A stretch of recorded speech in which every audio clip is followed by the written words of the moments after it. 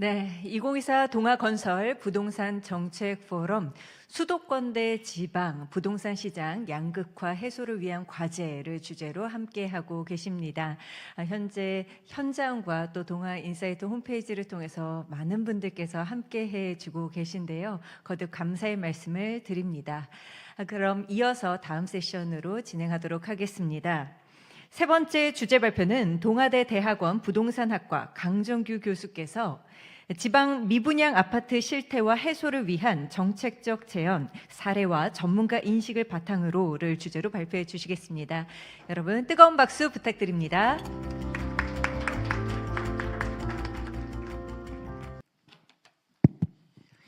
예, 세 번째 주제 발표를 맡은 동아대학교 대학원 부동산학과 강정규 교수입니다. 먼저 이렇게 좋은 자리에서 좋으신 분들과 같이 그 주제 발표를 하게 돼서 무척 기쁘게 생각을 하고 있습니다. 특히 동아일보사하고 그다음에 우리 건설사 관계자분들도 참석하셨는데요. 감사 말씀 다시 한번 드립니다. 오늘 아침에 오늘 발표가 좀 일찍이라서 어제 서울에 올라와 가지고 숙소에서 자고 한 30분 정도의 짧은 지하철을 타고 오늘 이 자리에 왔습니다. 오랜만에 지하철 탔는데 진이 빠졌습니다. 30분 탔는데 정말 힘들었습니다. 4호선 타고 2호선을 갈아타고 왔는데 몇 년 만에 아침 지하철 타고 왔습니다. 많이 힘들었는데 왜 이렇게 어렵고 힘드신 서울에만 사셔야 되는지 오늘 주제와 같지 않나 생각을 하고 있습니다. 제가 살고 있는 부산에는 집도 안 팔리고요. 영도라는 데 가면 빈집도 아주 많이 남아 있고요. 집도 생각보다 양호합니다. 그런데도 안 사실라 하시고 청년들이 제일 많이 빠져나온 것 중에 하나가 바로 부산 지역입니다.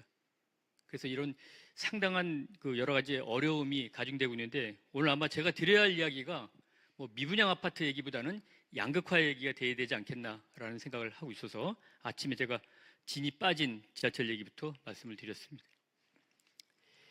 예, 오늘 좋은 시간 주셨는데요. 한 세 가지 정도로 나눠서 간략하게 좀 설명을 드리도록 하겠습니다. 먼저 지방 주택 시장의 실태와 미분양 아파트 사례, 두 번째 미분양 주택 문제의 파급 영향, 세 번째 그 전문가들의 인식을 제가 그 심층 조사를 통해서 어떤 제언이 필요한지 이것을 세 가지로 나눠서 한 20분 정도 설명을 드리도록 하겠습니다. 먼저 이 자리에 건설사 우리 관계자분들도 다 와 계시는데 이 지방의 주택시장 실태 무척 어렵고 또 미분양 여러 가지 지금 회사마다 미분양을 갖고 계실 텐데요. 그런 사례에 대해서 한번 살펴보도록 하겠습니다. 먼저 지방 주택시장의 실태입니다. 앞서 차관님도 말씀하셨고 우리 송인호 소장님께서도 말씀을 하셨지만 이 지방 미분양 주택이 지속적으로 증가를 하고 있는데 뭐 증가 추이는 다소 조금 완화되고 있는 그런 추세라고 좀 볼 수 있긴 하지만 준공후 미분양이 상당히 심각하게 증가를 하고 있는 도시들이 눈에 띄고 있습니다. 예를 들자면은 제가 거주하고 있는 부산 그리고 경기도도 수도권이긴 하지만 준공후 미분양이 상당히 많이 증가하는 모습을 띄고 있습니다. 두 번째 지방 주택시장 실태를 보면은요, 이 오늘 주제 중에 하나인 서울과 수도권과의 지방 양극화가 더 확대되고 있다. 앞서 우리 송 소장님께서도 아파트 가격에 대한 중위 가격 말씀을 드렸는데요. 서울과 지방의 가구당 평균 아파트 가격이 지난 2014년도에는 약 3억 정도 차이가 났는데 최근 발표에 의하면 9억 정도 차이가 나고 있습니다. 과거 같으면 지방 주택 그 두 채를 팔면은 서울에 집 한 채를 샀는데 이제는 세 채를 팔아야지만 한 채를 살 수 있는 것까지 확대가 되고 있고 앞서 여러 전문가들의 의견에 의하면 이런 그 양극화는 더 확대되지 않겠나라고 생각을 하고 있습니다. 그런데 저는 요즘 이 양극화라는 말이 이제는 삼극화로 진행될 가능성이 있다라는 이야기를 많이 하고 있고요. 실제 일본에서는 이 삼극화라는 이야기가 부동산 시장에서 많이 나오고 있는 모습입니다. 보시는 화면에 일본 부동산 시장의 삼극화 모습인데요. 가격이 좀 유지되거나 상승하는 지역은 전체 물건, 전체 지역 중에 한 10% 내외, 그리고 그 정체 내지는 하락이 완만하게 이루어지고 있는 곳이 한 70%, 그리고 부동산 가치가 완전히 무가치로 이루어지고 있는 지역이 한 10에서 20% 정도 되고 있다. 그래서 이 삼극화 시장이 나타나고 있는데 양극화라는 완전히 다른 모습이라고 보여주고 있습니다. 그래서 일본 같은 경우에도 이 적긴 하지만 상승된 지역이 나타나고 있는데 최근에 재테크 책을 봤더니 이런 책 제목이 있더라고요. 나는 서울을 팔고 도쿄를 샀습니다라는 책이 있더라고요. 서울보다 도쿄가 일부 지역이긴 하지만 가격 상승이 상당히 높은 지역이 나타나고 있다. 라는 이야기와 유사하다라고 볼 수 있을 것 같습니다. 그래서 이런 양극화 문제가 삼극화로 이어지지 않겠나라고 보여지고 있습니다. 또 다른 이 양극화 문제 중에 하나는 이 주택 매매 시장과 앞으로 주택 시장 전망치가 수도권과 서울은 상승으로 계속 나타나고 있고 지방은 보합 내지는 침체라는 이야기가 나오면서 미분양 문제가 좀 더 확산될 수 있다라는 그런 전망치가 자꾸 나오고 있습니다. 그래서 올해 4, 4분기 전망치도 그렇고 또 약간 먼저 나온 내년도 주택시장에 대한 전망치도 서울 수도권은 보합 내지는 일부 상승, 지방은 하락이 유지되는 걸로 나와져 있어서 양극화 문제가 더 심화되지 않겠나라고 보여주고 있습니다. 또 다른 지방 주택시장의 실태는 뭐 전국적인 현상이지만 이 건설 경기가 위축이 지속될 것이다라는 예측이 계속 나오고 있습니다. 그래서 올 4분기에도 3분기와 유사한 흐름을 이어갈 것이다. 그래서 정부가 재정을 조기에 집행하면서 공공토목 물량은 양호한 추세를 보이고 있긴 하지만 이 자리에 계신 우리 건설사 관계자분들 걱정하신 것처럼 민간 그리고 건축 물량은 여전히 부진한 사항이 지속될 수 있다라는 이야기들을 계속하고 있습니다. 또 다른 지방 주택시장의 실태 중에 하나는 이 오늘 주제 중에 하나인 이 미분양 아파트와 연관돼 가지고 초기 분양률이 상당히 낮아지고 있다라는 얘기입니다. 그래서 지금 통계청 자료를 보면은 뭐 이 초기 분양률이 지금 뭐 자율적으로 집계가 되는 거기 때문에 정확한 예측은 볼 수 없긴 하지만 지역별로 큰 차이가 나고 있는데 서울과 수도권보다는 지방 지역에서 이 초기 분양률이 상당히 더 올 초보다 2, 4분기 이후 또 라는 이야기와 유사하다라고 볼 수 있을 것 같습니다. 그래서 이런 양극화 문제가 삼극화로 이어지지 않겠나라고 보여지고 있습니다. 또 다른 이 양극화 문제 중에 하나는 이 주택 매매 시장과 앞으로 주택 시장 전망치가 수도권과 서울은 상승으로 계속 나타나고 있고 지방은 보합 내지는 침체라는 이야기가 나오면서 미분양 문제가 좀 더 확산될 수 있다라는 그런 전망치가 자꾸 나오고 있습니다. 그래서 올해 4, 4분기 전망치도 그렇고 또 약간 먼저 나온 내년도 주택시장에 대한 전망치도 서울 수도권은 보합 내지는 일부 상승, 지방은 하락이 유지되는 걸로 나와져 있어서 양극화 문제가 더 심화되지 않겠나라고 보여주고 있습니다. 또 다른 지방 주택시장의 실태는 뭐 전국적인 현상이지만 이 건설 경기가 위축이 지속될 것이다라는 예측이 계속 나오고 있습니다. 그래서 올 4분기에도 3분기와 유사한 흐름을 이어갈 것이다. 그래서 정부가 재정을 조기에 집행하면서 공공토목 물량은 양호한 추세를 보이고 있긴 하지만 이 자리에 계신 우리 건설사 관계자분들 걱정하신 것처럼 민간 그리고 건축 물량은 여전히 부진한 사항이 지속될 수 있다라는 이야기들을 계속하고 있습니다. 또 다른 지방 주택시장의 실태 중에 하나는 이 오늘 주제 중에 하나인 이 미분양 아파트와 연관돼 가지고 초기 분양률이 상당히 낮아지고 있다라는 얘기입니다. 그래서 지금 통계청 자료를 보면은 뭐 이 초기 분양률이 지금 뭐 자율적으로 집계가 되는 거기 때문에 정확한 예측은 볼 수 없긴 하지만 지역별로 큰 차이가 나고 있는데 서울과 수도권보다는 지방 지역에서 이 초기 분양률이 상당히 더 올 초보다 2, 4분기 이후 또 그 이후로 지나갈수록 점점점 더 초기 분양률이 낮아지는 그런 모습을 띠고 있는 것들도 최근에 지방 주택시장 실태라고 볼 수 있을 것 같습니다. 두 번째는 이런 지방의 주택시장 실태에 더불어서 지금 이 지방의 미분양 아파트 문제가 상당히 심각한데 이 미분양에 관련된 건설사들의 상당한 노력들도 이어지고 있는데 뭐 안타까울 정도까지의 노력을 하고 있는 몇 가지 모습을 보도록 하겠습니다.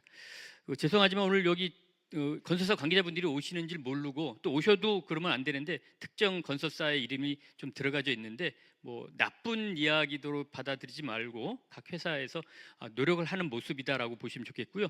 인용된 문구와 그림은 언론사에 게재된 내용을 참고로 해서 올려놨습니다. 그래서 일단 미분양 마케팅 사례를 보면은 분양가 인하와 계약 조건 등을 변경하는 사례가 주로 현재 미분양 문제가 많이 심각한 부산이라든지 대구 같은 지역에서 나타나고 있고요. 또 특정 대구 지역 같은 경우는 분양가를 1억 원씩 할인해서 한다라는 이런 프랜카드 걸린 모습까지도 같이 볼 수 있었습니다. 또한 두 번째 미분양 마케팅 사로서는 계약금 안심보장제라고 하는 제도가 최근에 많이 나타나고 있는데 다 아시겠습니다. 뭐 일부 부산이라든지 이런 지역에서 지금 계약금 안심보장제라는 제도를 도입을 해서 미분양 효과가 좀 나타나는 걸로 그렇게 파악이 되고 있습니다. 그 다음에 미분양 마케팅 사례 중에서는 뭐 상당히 좀 쇼크하게 받아들였던 것 중에 하나가 이런 뭐 명품을 주겠다. 그다음에 추첨을 해서 뭘 주겠다, 이러한 것들이 나오고 있고, 일부 보도에 의하면 지금 서울에서조차도 이런 명품 같은 것들을 당첨자에게 주겠다라는 이런 마케팅 사례가 나오고 있어서 상당히 좀 많이 충격을 좀 주고 있는 그런 상태입니다.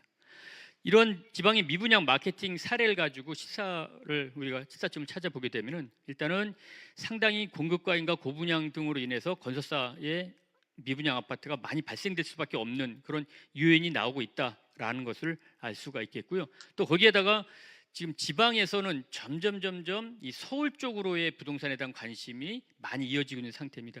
뭐 당연한 이야기겠죠. 뭐 떨어지는 지방보다는 가격이 올라가고 또 올라갈 가능성이 있는 서울 수도권 쪽으로 자금이 몰리는 현상, 그러다 보니까 지방은 점점 부동산 투자 심리가 위축된다라고 하는 것들을 알 수가 있고요.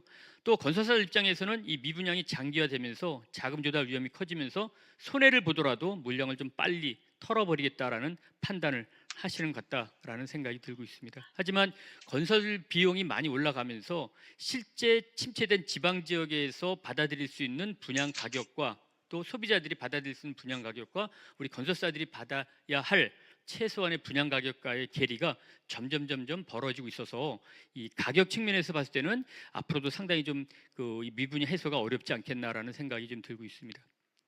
두 번째로 그 미분양 주택 문제에 대한 파급 영향입니다.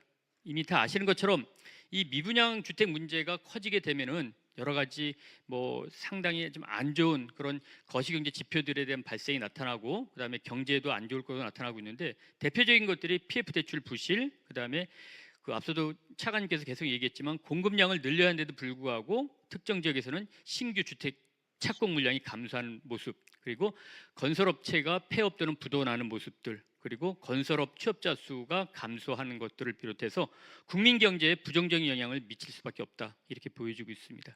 하나하나 살펴보게 되면요, 먼저 이 미분양 주택 문제에 대한 파급 영향은 첫 번째로서는 이 PF 대출 부실 문제입니다. 지금 그 화면에 보시는 그림에 보시는 바와 같이 이 부동산 PF 익스포저가 조금씩은 줄어들고 있는 상황입니다. 또 토지담보대출에 대한 익스포저도 좀 줄어들고 있긴 하지만 여전히 상당한 위험에 놓여져 있다라고 하는 것을 알 수가 있겠고요. 또 익스포저는 좀 줄어들고 있지만 전체적으로 연체율이 상승을 해서 조금 그 여러 가지 건설사들의 어려움이 나타나는 그러한 것들이 이 연체율로 나타나고 있다라고 보여지고 있습니다. 따라서 이 PF 대출 부실 문제는 상당히 앞으로도 좀 논란이 될 수 있을 것으로 보여지고 있습니다. 두 번째, PF 대출 부실과 관련돼 가지고 이 시도별 공동주택 익스포저를 보게 되면은 이 분양률이 좀 높고 그다음에 미분양이 적은 서울 수도권 지역과 그다음에 분양 자체가 적었던 일부 지역을 제외한 나머지 지방 지역이 전국 평균보다 상당히 높게 나타나고 있는 모습들을 보실 수가 있습니다. 그래서 이 역시 PF 대출 문제도 지방서부터 문제가 발생이 되고 지방서부터 더 그 고위험으로 분류가 되지 않겠나라는 생각이 들고 있습니다. 두 번째, 미분양 주택 문제로 인한 파급 영향, 잘 아시는 것처럼 건설업의 폐업 또는 부도입니다. 예, 지금 건설산업지식정보 시스템에 따르면은 10월 달까지 부도난 건설사가 총 25곳인데요. 서울 수도권을 비롯한 곳은 4곳, 지방이 21곳인데 부산이 5곳으로 제일 많고 각 지역별로 고루 분포가 되고 있는 모습들을 볼 수가 있습니다. 아울러 폐업 신고한 건수도 상당히 급증을 하고 있는데 올해 1월서부터 9월까지 종합건설사가 357곳이 폐업 신고를 했고요. 지난해보다 한 20% 넘게 상승을 했다라고 보여지고 있고, 전문 건설사 폐업 건수도 지난해 같은 기간 대비 한 7.6% 그 증가를 한 모습으로 추정이 되고 있습니다. 그래서 앞으로도 이 건설사들의 부도 또는 폐업 문제도 심각한 문제로 대두가 되지 않겠나 생각을 하고 있습니다. 또 다른 미분양 주택 문제로 인한 파급 영향, 신규 주택 착공 감소, 뭐 다 아시겠 것으로 생각이 들고 있습니다. 당연히 팔리지 않으니까는 특정 지역에서는 분양이 착공을 하지 않을 수밖에 없는 그런 상황이라고 보시면 되겠습니다. 그 다음에 지역 경제에 상당히 많이 영향을 미치고, 또 그동안 우리가 이 건설업의 가장 큰 장점으로 우리가 부각됐던 이런 어떤 취업자 수라든지 고용과 연관된 지표들도 이 미분양 주택 문제와 연관돼서는 상당히 많이 감소를 하고 있고 안 좋은 방향으로 흘러가고 있다라는 모습을 보고 있습니다. 그러한 추세가 보시는 화면에 보시면 여러 가지 착공 실적, 분양 실적과 연계해서 이 건설업 취업자 수도 그 증감 추이가 유사하게 변해가고 있는 모습들을 볼 수가 있습니다. 결국은 이러한 말씀드렸던 미분양 주택 문제 파급 영향으로 인해서 결국 중장기적으로 봤을 때는 지방 재정이 상당히 위축될 수밖에 없다. 세입 세출에 대한 것들이 지금 계속 마이너스가 나면서 그 교부세도 줄어들고 있고 또 지방의 분양 시장이 좋지 않다 보니까는 그 지방세 수입도 상당히 많이 줄어들고 있는 모습들입니다. 지방세 대표적인 것은 취득세하고 그다음에 우리 거래세 중에 재산세에 해당되는 것들인데 취득세가 차지하는 비중이 대략 한 30% 내외 정도 되고 있는데 아마 이 미분양 아파트 문제와도 직접적으로 영향이 있지 않겠나라고 보여지고 있습니다. 아울러 이 미분양 주택 문제로 인한 종합적인 그 파급 영향 중 하나는 경기 위축과 연관돼서 경제 성장이 감소한다는 얘기입니다. 각 지역별로 봤을 때는 건설 투자가 계속 줄어드는 모습들을 볼 수가 있고 또 건설하고 부동산업이 경제 성장률에 기여하는 바도 이 지금 그 경제 성장률과 비례하긴 하지만 과거보다는 이 부동산 건설 산업이 경제 성장률에 기여하는 바가 상당히 낮아지고 있는 모습들을 볼 수가 있습니다. 그래서 전체적으로 미분양 주택 문제가 특정 건설사들 또는 지역 문제가 아니라 이제는 국가 경제에까지 영향을 미치는 것까지 바뀌어가고 있다. 이렇게 보여지고 있고 더 나아가서는 이 지방 소멸과도 연관이 있지 않겠나라고 보여지고 있습니다. 이 자꾸 지방의 미분양 문제를 비롯한 지방의 부동산 문제가 부각되고 그러다 보니까는 이 재정 위축이 생길 수밖에 없고 재정 위축이 생긴다라고 하는 것들은 결국 해당 지역의 이 여러 가지 SOC 사업을 비롯한 여러 가지 사회 간접 자본 등 기타 인프라를 확충하는 것에도 영향을 미칠 수밖에 없다. 그래서 인프라가 줄어들게 되면은 가뜩이나 안 좋은 지방 지역에 머물기보다는 인프라가 갖춰져 있는 다른 지역으로 이전을 해서 특히 수도권 쪽으로 이전해 가려고 하는 모습들이 띄고 있다. 결국 이게 화면에 보시는 바와 같이 지방 소멸과 연관이 돼서 나타날 것이다라고 보여지고 있고 앞으로 이러한 모습들이 지방 재정 축소로 인해서 그 지방이 이런 재정적인 문제가 발생을 하게 된다라고 하면은 지방 소멸에 대한 문제는 더 심각하게 확대될 가능성도 있다. 이렇게 보여지고 있습니다. 그래서 정부에서도 이와 연관돼 가지고 생활 인구를 조금 확대해서 지방 정착 인원을 늘리긴 하긴 하지만 좀 역부족이지 않겠나라는 생각이 들고 있습니다. 자, 다음은 세 번째로 오늘 제가 전문가 조사를 통해서 드리고 싶은 이 미분양 주택 해소를 위한 제언입니다. 먼저 이 미분양 주택 정책 지원을 위한 그 지원에 관한 인식에 대한 선행 연구는 그동안에 많이 나왔습니다. 그중에 대표적인 것이 우리 국토연구원에서 발표한 황간석 박사, 김재 박사, 이윤상 박사께서 발표하신 내용인데요. 이 내용에 따르면은 일단 이 미분양 주택 문제를 해소를 위한 정부의 지원 필요성에 대해서 일단 찬반 대립이 상당히 있다라는 이야기들을 하고 있습니다. 그래서 찬성 측 이야기들은 건설업체 도산 또 앞서 말씀드렸던 금융권 부실 같은 문제 그다음에 민간 부분의 공급 주택 공급 위축 등으로 올 수밖에 없고 더 나아가서 제가 말씀드렸던 지역 경제 침체와 같은 것들로 연관이 나타날 수밖에 없기 때문에 정부 지원이 필요하다는 측면이 찬성 측면이고요. 반대는 잘못된 사업 결정이나 무모한 사업 추진으로 발생한 미분양 주택에 대해서 정부의 지원이 투입되게 되면은 건설사의 도덕적 해이를 부추길 수 있다는 반대 입장도 상당히 많습니다. 이것을 인식 조사 결과를 보게 되면은 일단 정부가 개입하지 말아야 한다. 즉 지원해 줄 필요가 없다라는 응답이 전체 응답자의 60%를 넘고 있어서 지금 정부가 앞서도 그 차관께서도 미분양 주택 문제를 말씀하셨지만 추진 중이다, 추진 계획 중이다라는 말씀을 상당히 많이 하고 계시는 과정입니다. 아마 일정 정도는 이렇게 정부가 시장에 개입하지 말고 맡겨야 한다. 즉 미분양 주택 정책에 직접적으로 지원하지 마라라는 이런 사회적 공감대도 어느 정도 반영이 된 것이 아닌가라고 보여지고 있고요.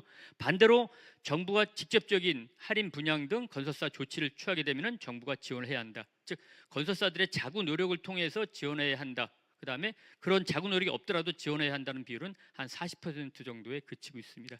다만 어떤 것들이 지원해줘야 한다고 봤을 때 이 어떤 것들을 해줘야 되느냐라고 하는 것들은 이 구매자들에게 세제 혜택을 주는 방식을 통해서 가장 우선적으로 미분양 문제를 해결해야 한다라는 응답이 70% 넘게 나타나고 있는 상황입니다. 이것 또한 정부가 지속적으로 간접적인 지원을 하고 있는데 과거 정부에서 해왔던 직접적으로 구매자에 대한 이 세제 혜택 등을 주는 이러한 그 대책은 조금 더 그 신중한 기조를 취하는 것이 아닌가라고 생각이 되고 있는데 잠시 뒤에 말씀드리겠지만 건설사들이 가장 많이 원하고 있는 또 전문가들이 원하고 있는 것들은 이런 구매자 등에 대한 직접적인 세제 혜택을 아직까지도 제일 많이 원하고 있는 것으로 조사가 되고 있습니다. 그래서 전체적으로 이 선행 연구를 통해서 미분양 주택 해소를 위한 정책 대응 방안은 앞서 말씀드렸지만 건설사들의 자구책 마련을 전제로 해서 지원을 검토해야 한다. 그다음에 일부 금융 규제를 완화해야 한다는 얘기가 있고요. 또 계속해서 똑같은 이야기가 나오고 있는데 분양가 인하 등 건설사들의 자구책 마련을 통해서 준공후 미분양 주택으로 전환되는 것을 최소화해야 한다. 그리고 우량 사업장 중심으로 해서 PF 지원을 해야 한다. 그리고 자구 노력을 통해서 분양가를 인하할 수 있도록 가격 경쟁력을 도와줘야 한다. 이런 것들이 선행 연구에 의한 미분양 주택 해소 대책으로 나와주고 있습니다. 앞서 보셨던 것처럼 이 미분양 대책이 상당히 좀 심각하게 지금 확대가 되고 있는데 정부는 손을 놓고 있는 것은 아닙니다. 앞서 차관님도 말씀하셨지만 일부 양도소득세 감면, 그다음에 일부 1세대 1주택에 대한 특례, 그다음에 그 기업 구조조정 리츠, CR 리츠에 대한 도입, 그다음에 그 매입형 등록 임대주택에 대한 여러 가지 허용 같은 것들도 일부 내놨긴 했지만 시장에서 원하는 직접적인 세제 혜택과 같은 것들은 앞서 말씀드린 것처럼 조금 신중한 자세를 취하고 있는 것이 정부의 그 현재 모습이 아닌가 이렇게 보여지고 있습니다. 그래서 이러한 것들을 해소하는 제안으로서 전문가들의 심층 면접을 통해서 몇 가지 제언을 제가 받아봤는데요. 일단은 기본 제언 중에서 첫 번째는 수도권과 지방의 균형 있는 정책적 지원이 필요하다. 그래서 서울 수도권의 경우에는 공급 확대를 이야기하는데 실제 공급 확대를 통해서 미분양이 발생된 지방과의 이 차별적인 정책은 잘 이루어지고 있지 않다. 그리고 또 하나의 기본 제언은 현재의 미분양 문제가 건설사들 또는 특정 지역만의 문제는 아니다. 상당히 복합적인 사안이다라는 인식을 가질 필요가 있다라고 생각이 들고 있고 이런 차원에서 전문가들의 의견을 제가 구해봤습니다. 또 하나의 기본 제언 방향은 앞서 말씀드렸지만 실질 총생산이 매우 낮아지는 과정 속에서 건설 투자가 점점 줄어들고 있는 모습을 볼 수 있습니다. 그러다 보니까는 지금 정부에서도 인정하고 있는데 이 엄청난 세수가 지금 펑크나고 있다. 그 재정이 펑크난 것들은 지방 재정에 제일 먼저 영향을 많이 주고 있다. 지방 재정에 영향을 많이 주는 것 중에 하나는 바로 세제인데 이 세제가 지방 부동산 시장이 좋지 않다 보니까는 적게 받아들이고 있다라는 이야기들을 하고 있습니다. 제가 지난 며칠 동안에 전문가들을 한 10명 정도를 심층 면접을 통해서 그 몇 가지 제언을 받아봤는데 일단은 앞서 보셨던 것처럼 제언에 앞서서 건설사들이 이 현재 자구적인 노력을 하고 있다. 그래서 앞서 보셨던 것처럼 분양가 직접 할인, 그다음에 각종 뭐 인센티브를 주는 노력들을 하고 있는 모습들을 볼 수가 있었습니다. 자, 실제 전문가들을 만나서 이 전문가들이 어떤 그 의견을 내셨느냐라고 하는 것들을 좀 살펴보겠는데요. 앞서 그 말씀을 해주셨던 지금 차관님의 그 정부가 생각하고 있는 미분양 문제에 대한 것과 그리고 지금 이미 그 우리 건설사에서 하고 있는 이야기 이런 것들이 중복될 수 있고 또 이 조사 대상자인 전문가들이 중복된 이야기가 있었기 때문에 그런 것들은 좀 양해하고 그 들어주시면 좋겠습니다. 먼저 전국 주요 지역 시행사의 대표께서 제안해 주신 내용인데 다주택자 기준에 대한 이야기들을 해주셨고요. 그다음에 두 번째 다주택자 양도소득세 중과 한시적 배제 및 기한 연장과 그다음에 요건을 좀 완화시켜 주면 좋겠다라는 이야기를 해주셨습니다.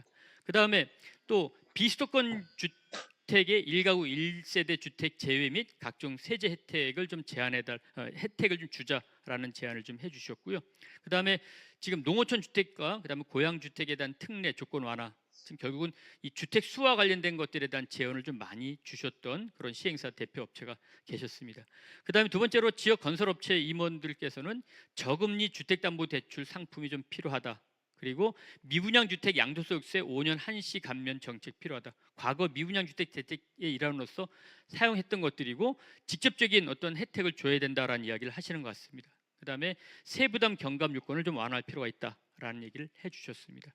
또 다른 건설사 임원도 역시 지방 미분양 주택에 대한 중장기적 정책이 필요하다라는 얘기. 그다음에 미분양 주택 양도소득세 대폭 좀 완화하자라는 이야기를 해주시고 계시고요.